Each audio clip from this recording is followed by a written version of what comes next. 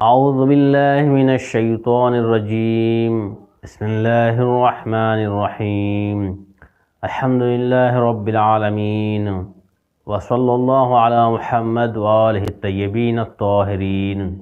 اللهم كن لوليك الحجة بن الحسن صلواتك عليه وعلى آبائه في هذه الساعات وفي كل الساعة، وليا وحافظا وقائدا وناصرا ودليلا وعينا، حتى تسكنه أرضك طوعا وتمتعوا فيها طويلا برحمتك يا أرحم الراحمين.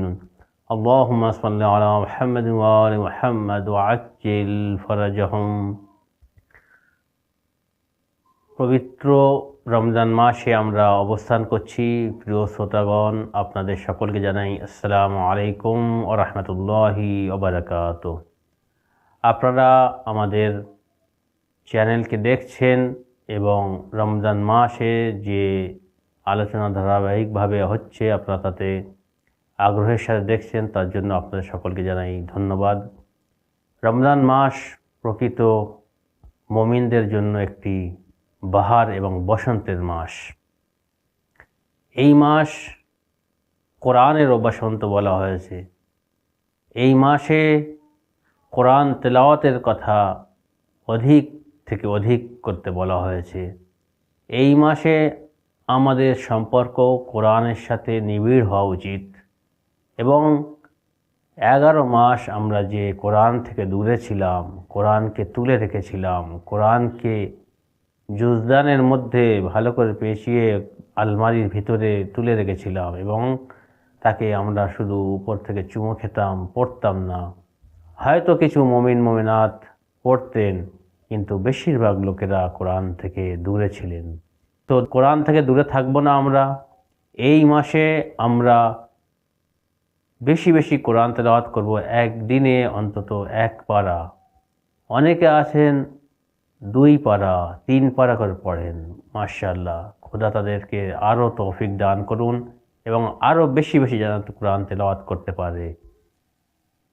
আমাদের সন্তানদেরকে কোরআনের শিক্ষা দান করা।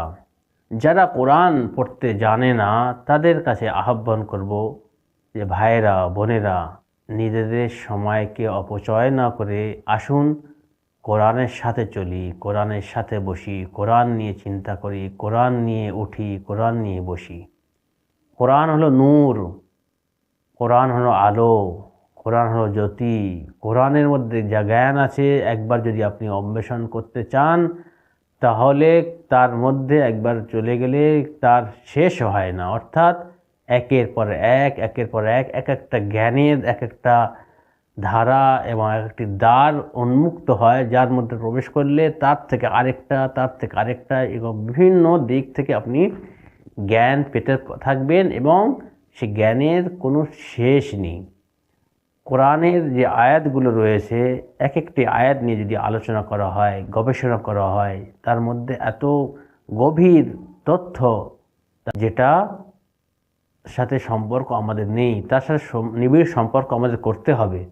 এই তথ্যগুলো আমাদের জানতে হবে। যত জানবো তত আমাদের জ্ঞান বৃদ্ধি হবে এবং আমাদের সম্পর্ক আল্লাহর সাথে, আমাদের খোদার সাথে, আমাদের যে সৃষ্টিকর্তা তার সাথে আমাদের সম্পর্ক মজবুত হবে।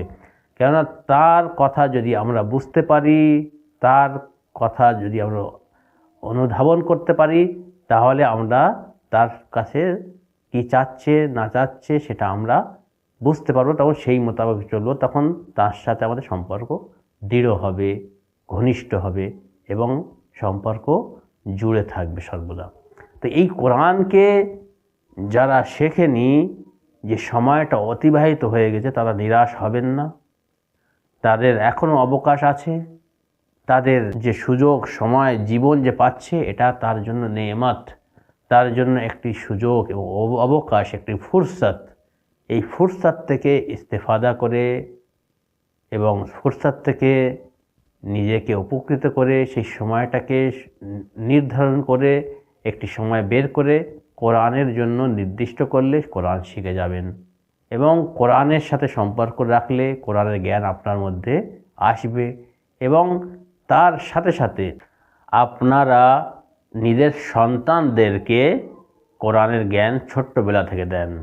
যে পিতামাতা নিজের সন্তানদেরকে এখনো পর্যন্ত শিক্ষা দান করতে পারেননি, কোরআন শেখানোর ব্যবস্থা করতে পারেনি, এখন যুগ পাল্টে গিয়েছে এবং কেউ এটা বাহানা এবং অজুহাত করতে পারে না যে আমার কাছে কোনো ওস্তাদ নেই, আমাদের এলাকায় কোনো মাওলানা নেই, আমাদের এলাকায় কেউ কোরআন শিক্ষা দেওয়ার কোনো ব্যক্তি নেই। এখন অনলাইনে বিভিন্ন জায়গা থেকে, বিভিন্ন এলাকা থেকে কোরআন শিক্ষা দেওয়া হচ্ছে এবং সেই কোরআনকে শিক্ষা দেওয়ার জন্য আপনাদের প্রস্তুতি নিতে হবে। আপনাদের নিজেদেরকে আগে আসতে হবে এবং নিজের সন্তানদেরকে ছোট্টবেলায় কোরআনের শিক্ষা দান করার জন্য আপনাদের নিজেদের চিন্তা করতে হবে, নিজেদেরই ভাবতে হবে যে আমরা আমাদের সন্তানদেরকে পড়াশোনার মাঝে তাকে কিভাবে ম্যানেজ করে সময় আধা ঘন্টা 1 ঘন্টা কোরআন পাঠ শেখার জন্য তাদেরকে নির্দিষ্ট করব। সেটা আপনারা ম্যানেজ করে অনলাইনের মাধ্যমে তাদেরকে কোরআনের জ্ঞান দান করুন। তো এই কোরআনে আমাদের আলোচনা করা অতি গুরুত্বপূর্ণ। কোরআনের যে আয়াত আমরা পড়ি, সর্বপ্রথম যে সূরা আমরা পড়ি, যে সূরা ফাতিহা এসছে, সেই সূরা ফাতিহার অনেকগুলো বৈশিষ্ট্য আছে, অনেক নাম আছে এবং অর্থগুলো যে আমরা বুঝি, অর্থগুলো আমরা দেখি এবং তাফসিরবিদগণ অর্থাৎ মুফাসসিরগণ যা তাফসির লিখেছেন, ব্যাখ্যা করেছেন, তারা এই সূরার আলোচনা করেছেন এবং তার অনেকগুলো নাম বলেছেন এবং অনেক ব্যাখ্যা দিয়েছেন এবং তার মধ্যে যে আয়াতগুলো এসছে, আয়াতের বিভিন্ন দিক নিয়ে আলোচনা করেছেন যে কেমনভাবে এটা আল্লাহ তাআলা বর্ণনা শুরু করেছেন আর কেমনভাবে শেষ করেছেন। এবং প্রথমে যে বলা হচ্ছে বিসমিল্লাহির রহমানির রহিম, এটি প্রথম আয়াত। দর্শকবৃন্দগণ, আপনারা খেয়াল রাখবেন যে সূরা যে এসছে, সূরা ফাতিহা প্রথম আয়াত হলো বিসমিল্লাহির রহমানির রহিম। সেই জন্য আমরা যখনই নামাজে পড়ব বিসমিল্লাহির রহমানির রহিম সাথে নিয়ে জোরে পড়ে তবে আমরা শুরু করব। দ্বিতীয় আয়াত হলো আলহামদুলিল্লাহি রাব্বিল আলামিন। তো এই যে আলহামদুলিল্লাহি রাব্বিল আলামিন, এখানে শুরু হয়েছে কি অদৃশ্য অর্থাৎ থার্ড ব্যক্তির দ্বারা শুরু হয়েছে। আল্লাহ তাআলা বলছেন যে শুরু করছি সেই এক আল্লাহর নামে যিনি অতি দয়াবান এবং দয়াশীল। সমস্ত প্রশংসা সেই প্রতিপালকের জন্য যিনি বিশ্বজগতের প্রতিপালক। সমস্ত প্রশংসা সেই আল্লাহর জন্য যিনি বিশ্বজগতের প্রতিপালক। এখানে থার্ড ব্যক্তির কথা বলা হচ্ছে, এখানে নিজের কথা বলা হচ্ছে না বা সামনে যে দাঁড়িয়ে আছে উপস্থিত ব্যক্তিকে বলা হচ্ছে না এবং স্বয়ং নিজের কথা বলা হচ্ছে না, বরং থার্ড ব্যক্তিকে বলা হচ্ছে, অনুপস্থিত তার কথা বলা হচ্ছে। তাহলে এখানে শুরু হয়েছে অনুপস্থিতের মাধ্যমে।